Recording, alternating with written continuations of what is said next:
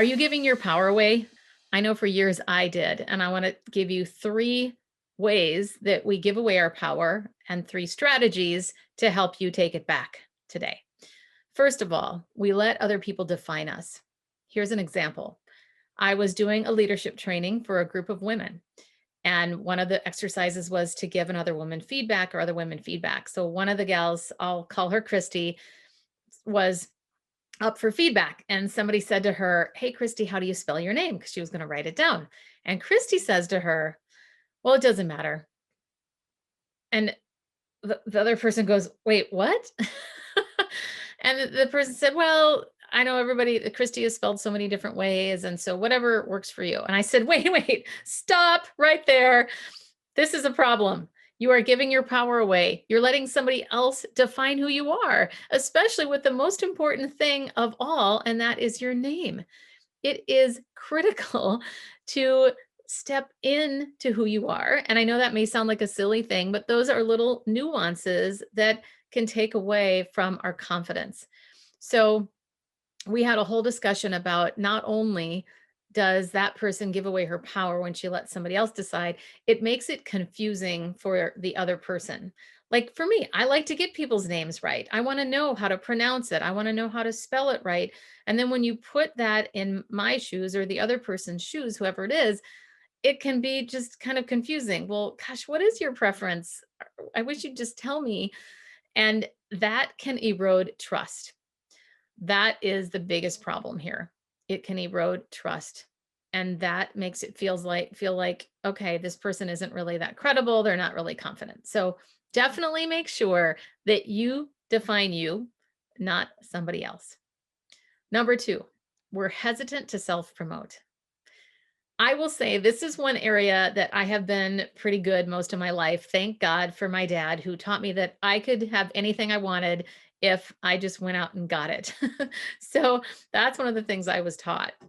But as you know, most women, if we don't have like 10 out of 10 qualifications, we might not apply for the job, for example, or we just feel hesitant to speak up with the things that we do well and our gifts. So I want to encourage you to own your gifts and speak up for the things that you want. And don't be afraid to tell people how great you are. You don't have to say it like you're waving a flag, woohoo, I'm so great. It's just a matter of being grounded in what you know that you do well and not being afraid to share that. For example, a number of years ago, I was asked to leave my job. Well, I was given the opportunity, I should say, to interview for an HR director job. So that was a long time ago now, almost 20 years ago. But I remember interviewing for that job, and I frankly hadn't done a lot of training before. Truth be told, I probably only had done one module of something when I worked at the Gap in their corporate office. But I was interviewing for this job. I loved training. So that's what I talked about.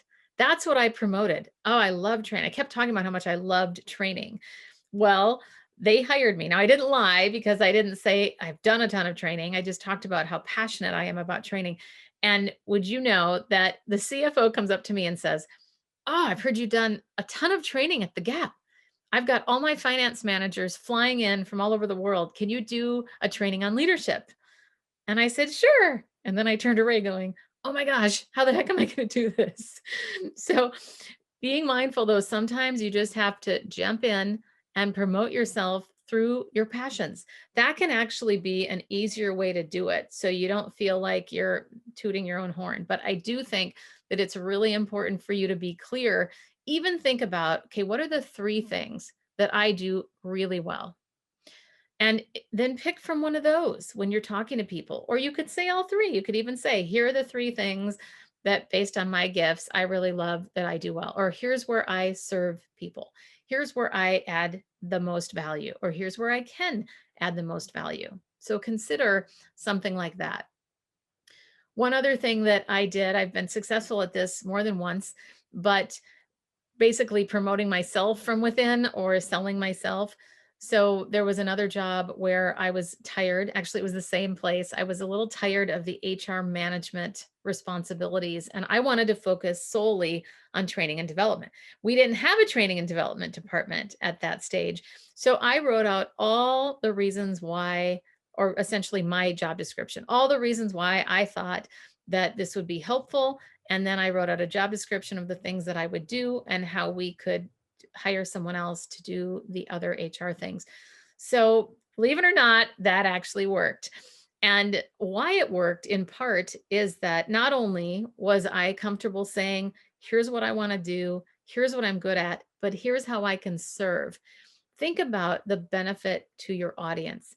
Who are you pitching and what matters to them? That can make a huge difference. In fact, it makes all the difference.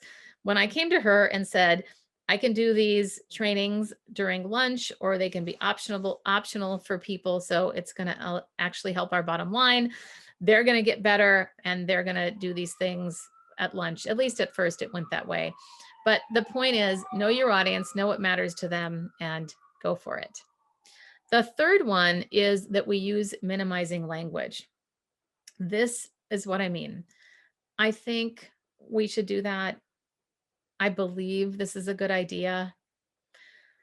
I just want to ask you a question. I'm so sorry. Okay. Avoid those words. Number one, stop apologizing when you don't need to apologize. Two replacement phrases for that: excuse me and thank you. If you run into somebody at TJ Maxx, my favorite store, or something else, somewhere else, or you interrupt somebody in a meeting, just excuse me is the best thing that you could say. Excuse me. And let's say you're late for a meeting. Instead of, oh my gosh, I'm so sorry I was late. Thank you for understanding that I was late. Simple ways that you can shift that. And number one, start noticing if you're doing this. That's really important to see how often it comes up. The word just, it can be hard to avoid that, but think about how you could take it out. One word that I have found replaces it nicely most of the time is simply. I simply needed this. Now you also have to ask yourself, do I really need to say just or simply? Can I just say it? That would be an appropriate time to use it. Can I just say it? But it's good to just, again, you can hear it now. I keep saying it. It's good to notice and be aware of these words that we're saying. Avoid the word just. I'm sorry. And the I thinks and I believes, over time, that can become a filler word, and it can also sound like we aren't sure. It takes away from our credibility. And notice my favorite part, it does not change the meaning with you when you take it out. For example, if I want to say to you, I think investing money in this project is a good idea, or investing money in this project is a good idea. Notice taking away the I think doesn't change the meaning. It actually makes it stronger and you come across as more credible. Of course, as we've talked about before, you want to make sure that you keep that tone in your voice that has strength so that you can come across also with strength and credibility. So to review, don't let other people define you. You get to define you. Self-promote, you can do it. And don't use minimizing language. Take it out, replace it with something stronger. Hope you enjoyed today's episode. Thank you so much for listening. And please subscribe and leave a review. That helps other people find this. If you loved it, obviously, I'd love to have you back again. And remember that you too can stand out with unshakable confidence.